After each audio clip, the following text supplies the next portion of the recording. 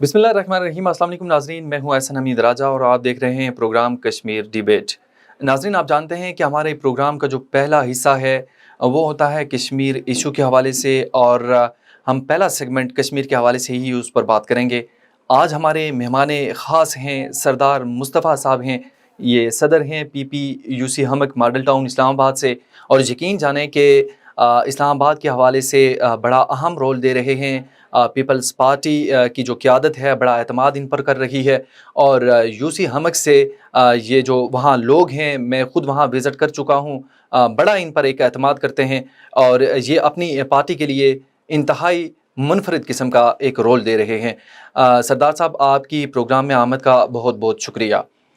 सबसे पहले आपसे इस हवाले से बात करूँगा, कश्मीर के जो इशू है उस हवाले से कि हुर्रियत रहनुमाओं को लगातार उनकी गिरफ्तारियां हो रही हैं कश्मीर के अंदर। मकबूजा कश्मीर के अंदर सूरत हाल ऐसी है कि हर लम्हा आप कह सकते हैं कि हर हफ्ते की बुनियाद पर वहाँ लोगों को टारगेट भी किया जा रहा है, शहीद किया जा रहा है, और उनकी अमलाक को नुकसान पहुँचाया जा रहा है। दूसरी जानिब आज़ादी से एक इंसानी हुकूक जो हैं वहाँ पे ना उन्हें नमाज़ पढ़ने दी जा रही है जुमे की, ना उन्हें आज़ादी इजहार राय है। तो इस तनाज़ुर में आप क्या कहेंगे? बिस्मिल्लाहिर्रहमानिर्रहीम। सबसे पहले आज चूँकि एक बाबरकत दिन है 12 रबीउल अव्वल के हवाले से, नबी दो जहाँ रहमतुल्लाह आलमीन हज़रत मोहम्मद मुस्तफ़ा सल्लल्लाहु अलैहि वसल्लम आज के दिन इस दुनिया में तशरीफ़ लाए और जहालत के अंधेरों को ख़त्म किया, और ता क़यामत एक ऐसा निज़ाम देगी जो दुनिया का सबसे बेहतरीन निज़ाम था। तो मैं सब मुसलमानों को सबसे पहले मुबारकबाद पेश करूँगा उस दिन के हवाले से। आपका शुक्रिया, आपने यहाँ प्रोग्राम में मदऊ किया। कश्मीर के हवाले से चूँकि मेरा भी ताल्लुक़ आज़ाद कश्मीर से है, तो हमें सबसे पहले ये समझना है कि कश्मीर का इशू क्या है और कश्मीर का पाकिस्तान के साथ लिंक क्या है। जो चूँकि हमारा एक खित्ता जो ऐसा है कि पाकिस्तान और कश्मीर और हिंदुस्तान हम सारे एक साथ जोग्राफ़ी तौर के ऊपर बहुत अरसे से एक साथ रहे। तो जब 1947 में इंडिपेंडेंट हुआ तो कश्मीर के लोगों ने ला इलाहा इल्लल्लाह की एक जो नज़रिया था उसके ऊपर उन्होंने पाकिस्तान का साथ दिया, जो हिंदू को कभी भी कबूल नहीं था। चूँकि कश्मीर के अंदर से पानी का जो सबसे बड़ा ज़ख़ीरा था वो कश्मीर से आता था और बहुत सारे वसाइल थे, तो हिंदू समझता था कि अगर ये पाकिस्तान के साथ मिल जाते हैं तो हमें बहुत बड़ा लॉस है। इस वजह से उसने गलोनी साजिशें करके कश्मीर को उसके ऊपर वो काबिज़ हुई, इसके काफ़ी बड़े हिस्से के ऊपर, और 20% हमारे पास है तो बाकी 80% उनके पास है। तो हमारा जो एज ए कश्मीरी, चाहे वो उस तरफ है या इस तरफ है, हम सब एक हैं। हमारे जो पाकिस्तान के साथ इल्हाक है और पाकिस्तान के साथ जो ताल्लुक़ है वो इस बुनियाद पे नहीं है कि पाकिस्तान हमें कुछ देगा, पाकिस्तान हमें कोई इंफ्रास्ट्रक्चर बना के देगा, कोई और यूनिवर्सिटीज़ या कोई ऐसी चीज़ें कोई डेवलपमेंट के हवाले से या कोई ऐसा बजट देगा। हमारा कश्मीर का और पाकिस्तान का रिश्ता सिर्फ ला इलाहा इल्लल्लाह पे मुनहसर है। इस एक रिश्ते को निभाने के लिए 70 से 80 साल हो गए हैं कश्मीरी अपनी जानों के नजराने दे रहे हैं। आप ये अंदाज़ा करें कि हम यहाँ पे 14 अगस्त बनाते हैं तो एक वो कश्मीरी हमारे भाई वहाँ पे बंदूकों के साए में 14 अगस्त बनाते हैं, और जब वो शहीद होते हैं तो पाकिस्तान का परचम अपने सीने पे लपेट के कब्र के अंदर जाते हैं। एग्जैक्टली।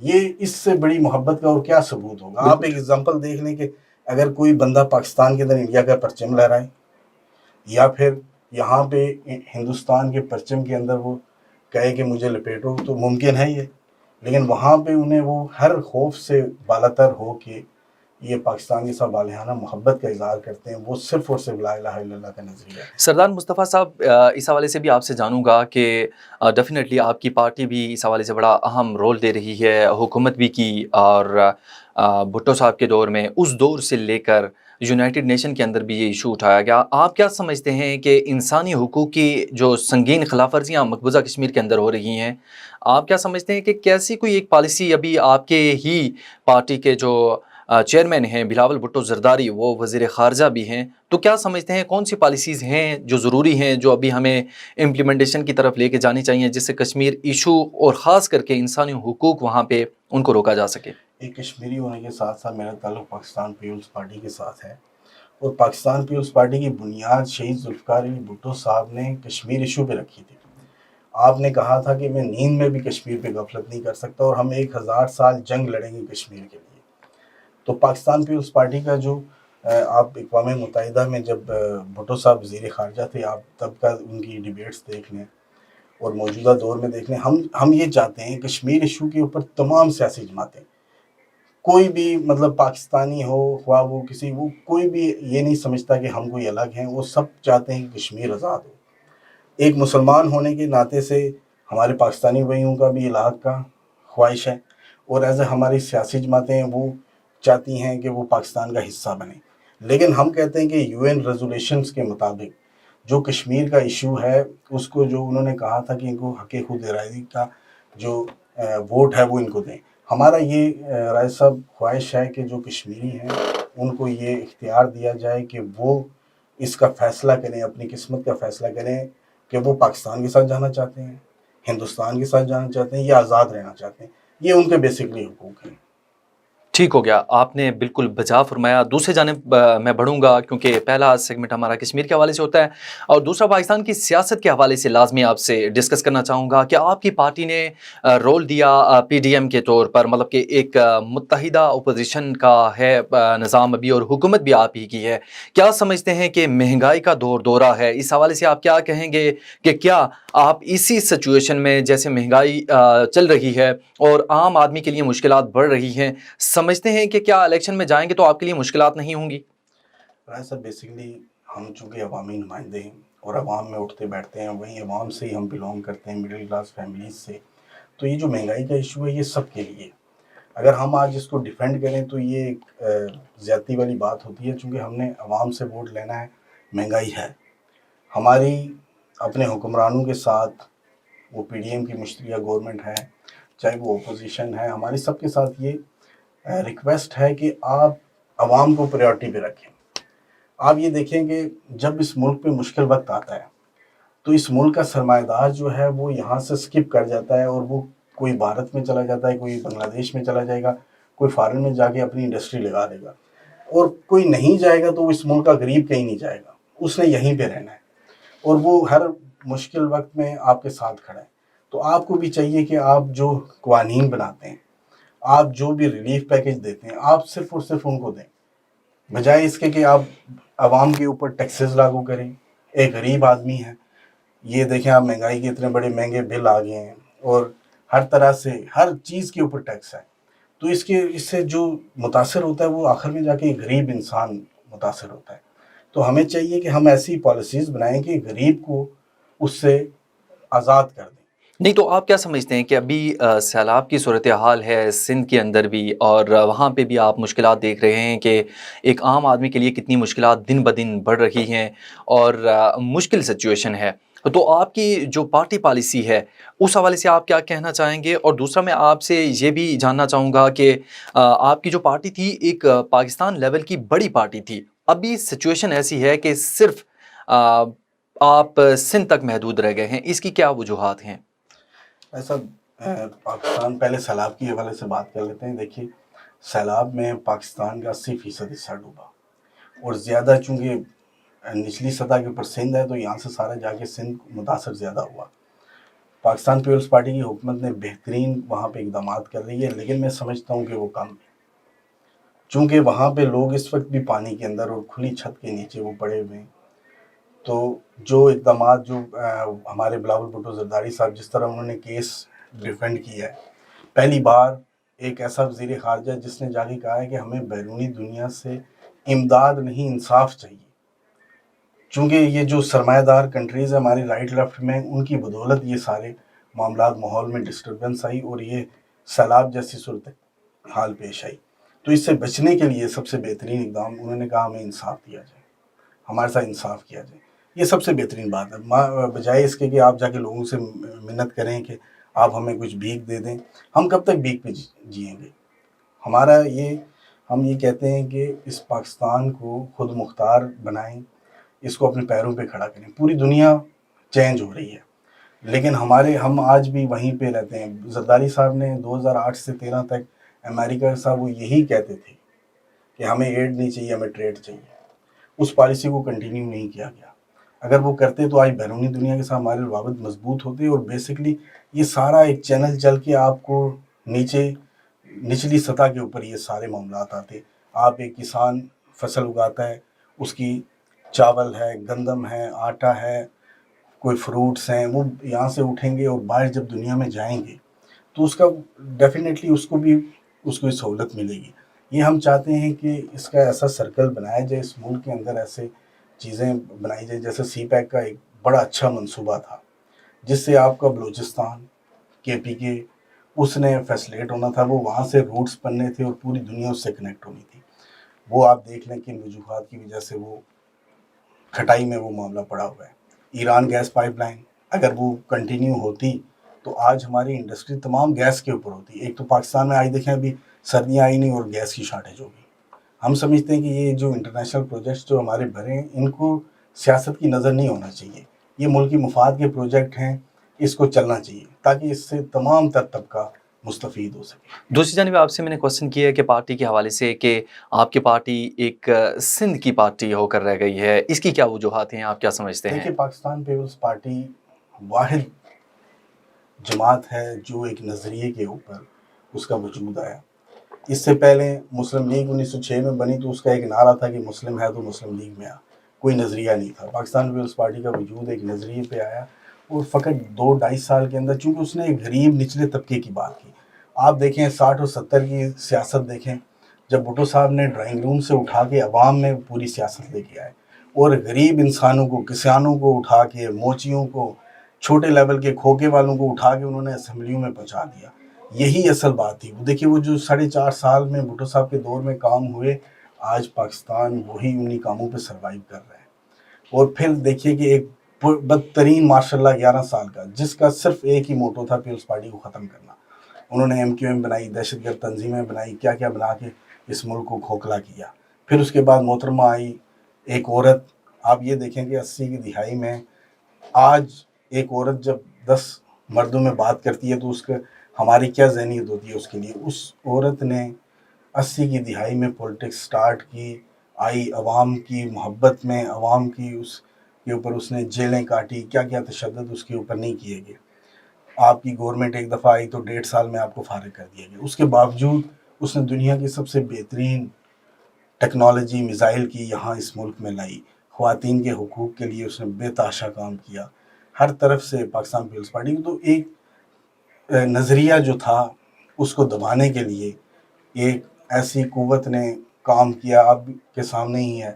اور آخر میں جب محترموں کو شہید کیا گیا, وہ پاکستان کا اور پاکستان پیپلز پارٹی کا بلیک ڈے تھا.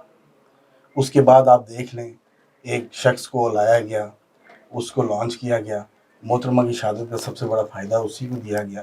آج پیپلز پارٹی مخدوش ضرور ہوئی ہے, لیکن آپ آج بھی پاکستان کے کسی کونے میں چل جائیں, آپ کو پاکستان پیپلز پارٹی کا کارکن ملے گا. جی, پاکستان پیپلز پارٹی ختم نہیں ہو سکتی. ایگزیکٹلی, ٹھیک ہے. آپ کا نظریہ یہ کبھی ختم نہیں ہو سکتا. یہ کسی ٹائم بھی ابھر کے سامنے آ جائے گا اور وہی پاکستان کی فتح ہوگی. ناظرین, آپ کو بتائیں کہ سردار مصطفیٰ صاحب جو کہ صدر ہیں پی پی یو سی ہمک ماڈل ٹاؤن کے, ان سے اس حوالے سے بھی جانیں گے کہ آپ اسلام آباد میں بہت ایکٹیو ہیں اور اسلام آباد کے مسائل کے حوالے سے بھی آپ سے جاننا چاہوں گا, اور آپ کی یو سی کے حوالے سے جو ہمک ہے کیا مسائل ہیں, کیا سمجھتے ہیں کہ اس سے پہلے جو پی ٹی آئی کی حکومت رہی تو کیا انہوں نے ان مسائل پر قابو پایا ہے یا نہیں؟ اگر نہیں پایا تو آپ کے پاس کیا لائے عمل ہے کہ آپ کیسے ان مسائل کو حل کر سکتے ہیں؟ دیکھیے, پاکستان دنیا کی 7ویں ایٹمک اسٹیٹ ہے اور اسلامی ممالک کی پہلی, اور ہم اس کے فیڈرل کیپٹل میں بیٹھے ہوئے ہیں. آپ بھی یہیں پہ رہتے ہیں, میں بھی رہتا ہوں. یہ گولرا سے لے کے رواد تک اس کا ٹوٹل ڈایا میٹر ہے. اس اسلام آباد میں مجھے آپ صرف یہ بتا دیں کہ کوئی ایک ایسی بات بتا دیں کہ جس سے آپ یہ فخر کر سکیں کہ ہم فیڈرل کیپٹل میں بیٹھے. ہماری آج تک بنیادی ضرورتیں ہی پوری نہیں ہوئی. ہم باقی صوبوں کو تو بعد میں روئیں گے, ہم فیڈرل میں بیٹھے ہوئے. ہمیں آج بھی یہاں پہ ہماری کتنے دیہات ہیں جن میں سوئی گیس کی سہولت نہیں ہے. پینے کا صاف پانی 60% اسلام آباد کے پاس نہیں ہے. ہمارے بے تحاشا ایسے مسائل ہیں کہ جن کو آپ دیکھیں کہ ہمارے پاس 2 ہسپتال ہیں. طب کے معاملے پہ یاد ہے, 2 ہمارے پاس ٹوٹل ہاسپٹلس ہیں, ایک کمپلیکس اور ایک پولی کلینک. اگر رات میں کسی شخص کو ایکسیڈنٹ ہوتا ہے یا گولی لگتی ہے تو وہ اس کو 28 کلومیٹر دور ٹریول کر کے یہاں کمپلیکس لایا جاتا ہے. اور یہاں پہ فیسلٹیز میں پچھلے دنوں کمپلیکس کیا تو وہاں کی MRI مشین خراب پڑی ہے اور گزشتہ 2 سالوں سے وہ خراب ہے، اور وہی ٹیسٹ جو باہر آپ کو 32 ہزار روپے میں وہ ٹیسٹ ہو رہے ہیں. تو غریب کے ساتھ یہ بہت بڑا ظلم میں سمجھتا ہوں. ہمیں یہاں پہ رہتے ہوئے دیکھیے سرکاری سکولز کی کوئی حالت نہیں ہے. 2008-9 میں جب ویکینسیز اوپن ہوئی تھی تو فیڈرل کیپٹل میں اس ٹائم پہ 35,000 ویکینسیز ہمیں ضرورت تھی، 35,000 سٹاف کی 2008 میں.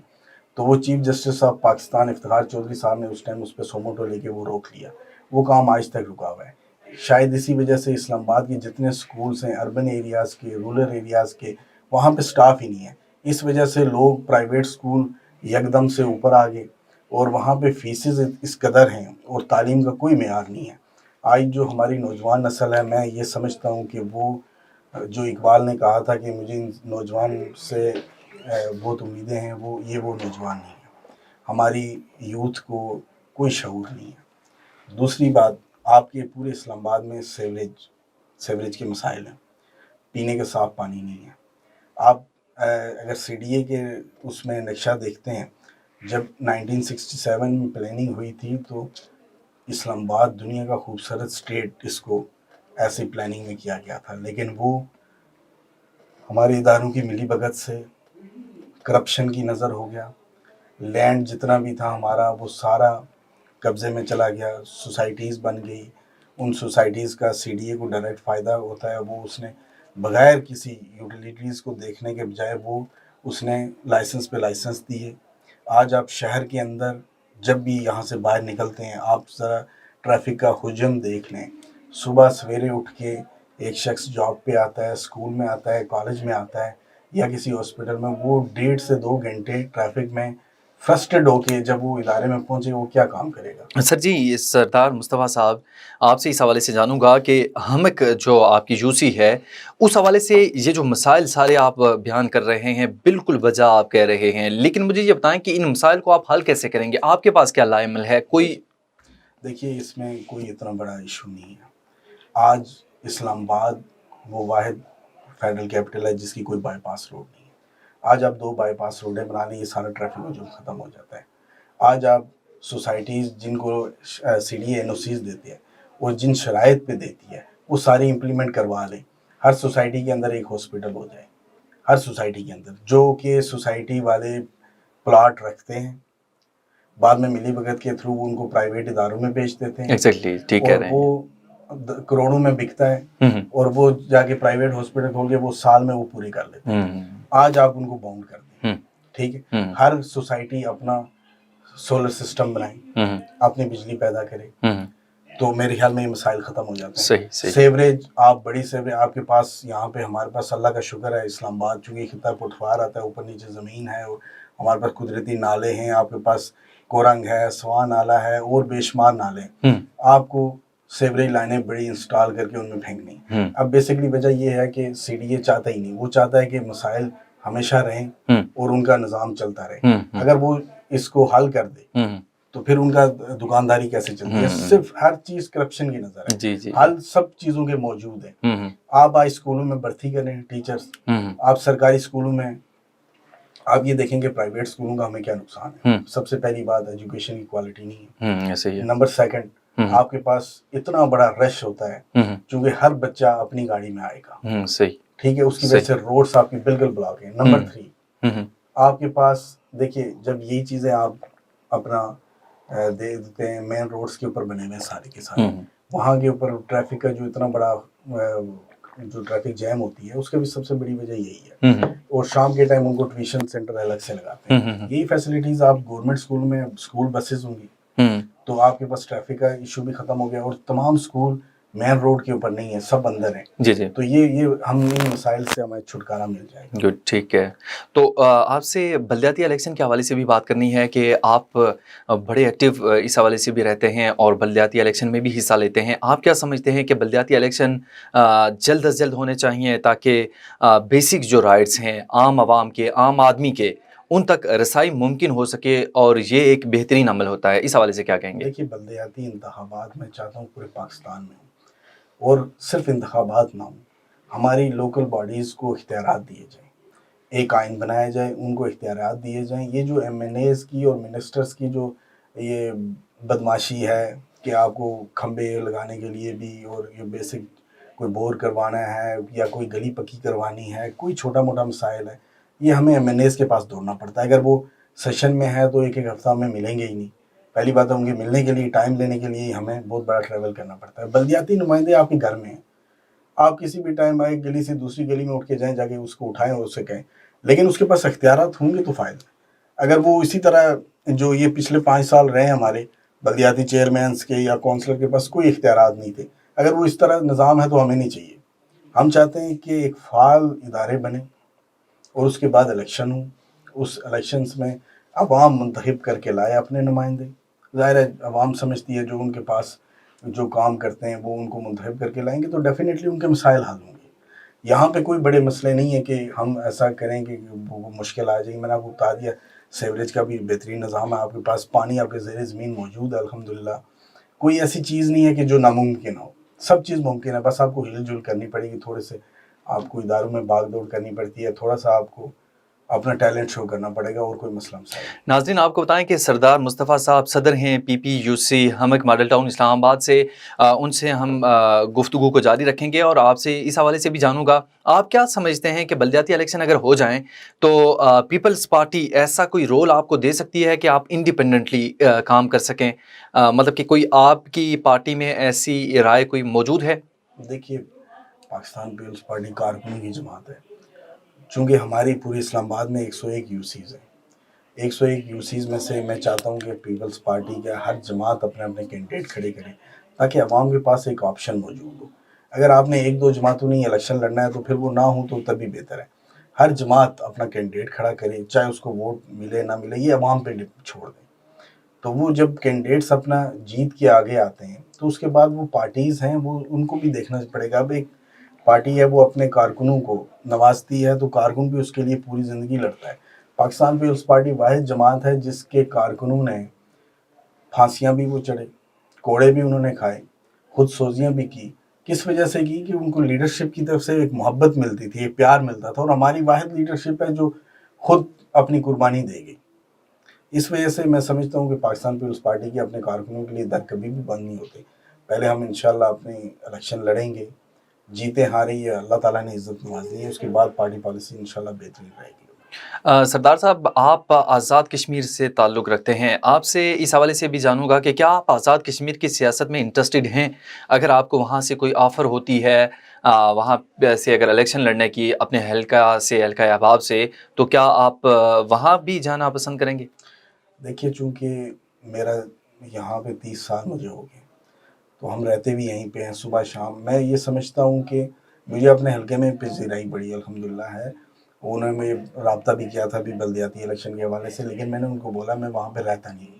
یہ ناانصافی ہے کہ میں صرف اپنی لالچ کی اس کے عوض وہاں چلا جاؤں اور وہاں میں 1 ہفتہ رہوں اور واپس اسلام آباد آ جاؤں. میں یہاں رہتا ہوں, یہیں جینا مرنا ہے میرا, یہیں پہ اپنے لوگوں میں بیٹھتے اٹھتے ہیں, یہیں ان کی خوشی غم میں شامل ہوتے ہیں, تو میرا حق بنتا ہے یہیں سے الیکشن لڑنا. ٹھیک ہو گیا, بالکل ٹھیک ہے. یہ آپ نے بالکل بجا فرمایا کہ وہاں پہ بھی جو لوگ ہیں وہ اپنے رائٹس کو استعمال ڈیفینیٹلی وہ اگر وہاں پہ رہتے ہیں تو ان کو آپ اتنا وہ دے رہے ہیں کہ وہ وہاں سے الیکشن لڑیں, تو یہ بہت اچھی بات ہے. آپ سے جو ابھی موجودہ صورتحال ہے, اسلام آباد میں دھرنا کرنے جا رہی ہے پی ٹی آئی, اور پی ٹی آئی نے اس سے پہلے بھی دھرنے کیے ہیں. جب آپ کو وہ حکومت میں تھے اس وقت آپ بھی دھرنے کرتے تھے, مینز پیپلز پارٹی اور پی ایم ایل این بھی, اور آپ کہہ سکتے ہیں کہ مولانا فضل الرحمان کی جماعت نے بھی دھرنے کیے. آپ کیا سمجھتے ہیں کہ اتنی انڈیپینڈنس ہونی چاہیے, آزادی اظہار رائے, اور انہیں دھرنا کرنے دیا جانا چاہیے یا نہیں؟ پاکستانی تحریک انصاف کے حوالے سے جو سوال آپ نے کیا ہے نا, تو آپ کو بھی پتہ ہے, آج ہمیں بھی سب کو بھی یہ لیکس وغیرہ بھی ہو رہی ہیں, بہت سارے مسائل ہیں کہ 2014-15 میں جب انہوں نے دھرنا دیا تو ان کے ساتھ کون سی قوتیں تھیں, آج وہ ساتھ چھوڑ گئی.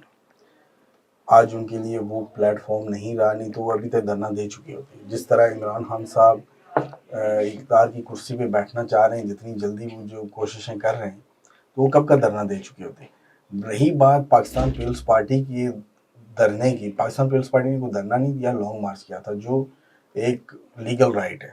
دیکھیے ہم چاہتے ہیں کہ کوئی انتشار کی سیاست نہ ہو اور عوام کو نقصان نہ ہو. آج جب آپ کا 80% ملک ڈوبا ہوا ہے، آپ مجھے یہ بتائیں کون سا محب وطن سیاستدان ہے جو ان حالات میں وہ تھریٹس دے رہا ہے اداروں کو بھی، اور یہاں کی اس کو کوئی عوام سے ہمدردی نہیں. عوام سے ہمدردی ہو تو مجھے آپ ایک دن بتا دیں ان کا سیلاب میں کوئی ایک دن انہیں جا کے وہاں گزارا، وہاں پہ کیمپ لگا کے وہ وہاں پہ لیٹے ہوں، کوئی ایک بھی نہیں ہے. ان کے اپنے کے پی کے گورنمنٹ ڈیفالٹ کر رہی تھی اور فیڈرل گورنمنٹ نے ان کو فنڈ دے کے بچایا. تو یہ مجھے بتائیں کہ جو ایک آپ کہہ رہے ہیں نون لیگ کا، پیپلز پارٹی کا، یہ وہ جماعتیں ہیں نا جو اب سمجھ چکی ہیں.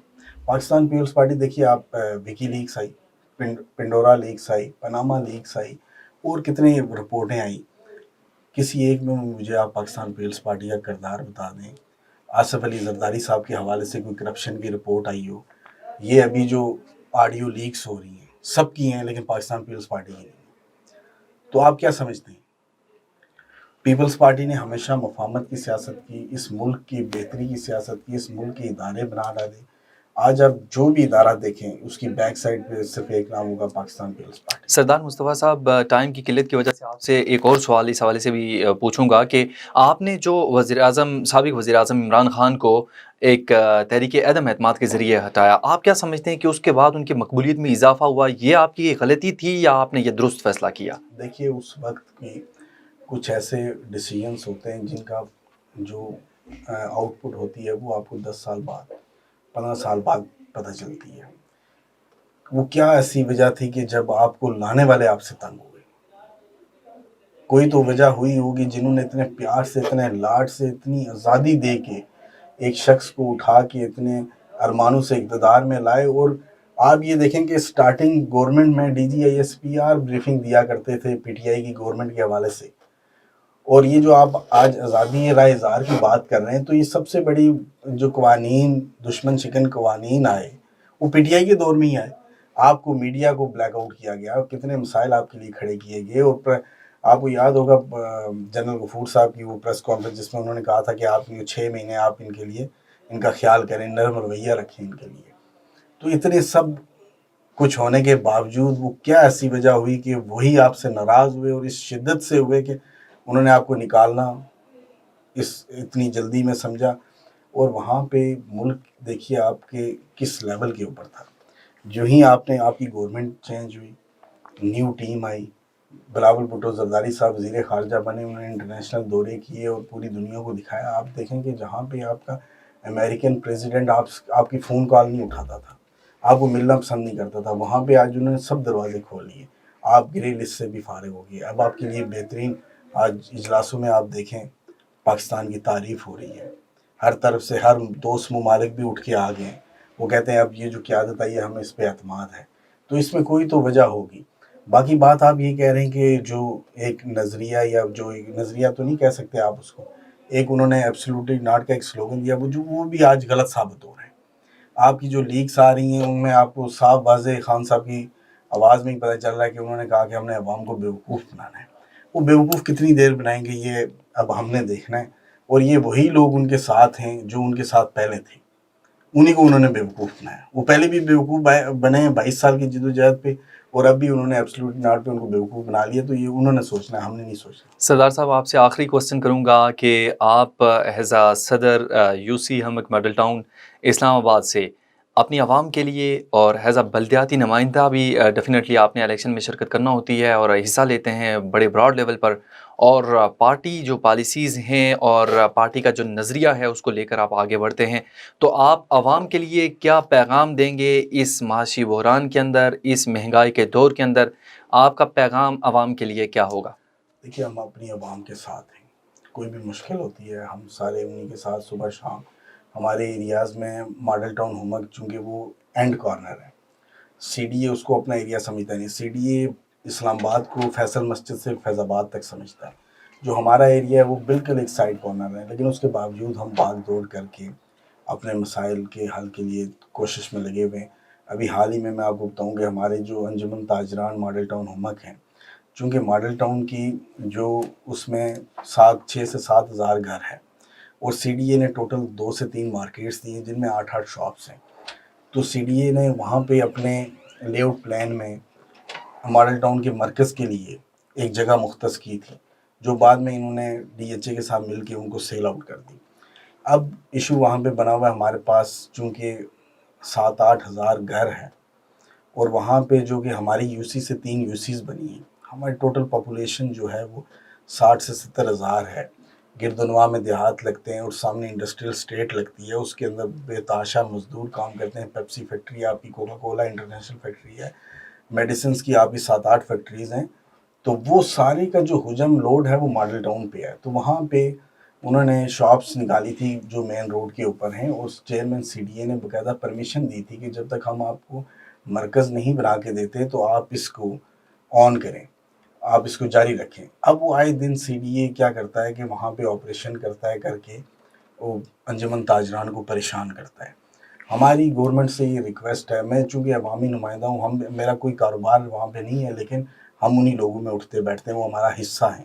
ہم چاہتے ہیں کہ ان کو انصاف دیا جائے، یا تو ہمیں مرکز بنا کے دیں یا کوئی اس کا کوئی اور حل نکالا جائے جس کی وجہ سے تاجران پریشان نہ ہوں. ایک طرف آپ دیکھیں مہنگائی ہے، بے روزگاری ہے، اور اس کے اوپر جا کے یہ آپریشن کر کے ان کو تنگ کرتے ہیں. تو اس کا کوئی لائے عمل ہونا چاہیے. سردار مصطفیٰ صاحب، آپ کے قیمتی ٹائم کا انتہائی میں مشکور ہوں. آپ کا بہت بہت شکریہ، آپ ہمارے پروگرام میں آئے. ناظرین، آپ نے پروگرام سنا، یقیناً آپ کو پروگرام پسند آیا ہوگا. سردار مصطفیٰ صاحب کی باتیں آپ نے سنی. پی پی کے یہ صدر ہیں یو سی ہمک سے، ماڈل ٹاؤن اسلام آباد سے، اور اہم ترین رول اپنا یہ دے رہے ہیں. ان کے لیے بھی نیک خواہشات ہیں.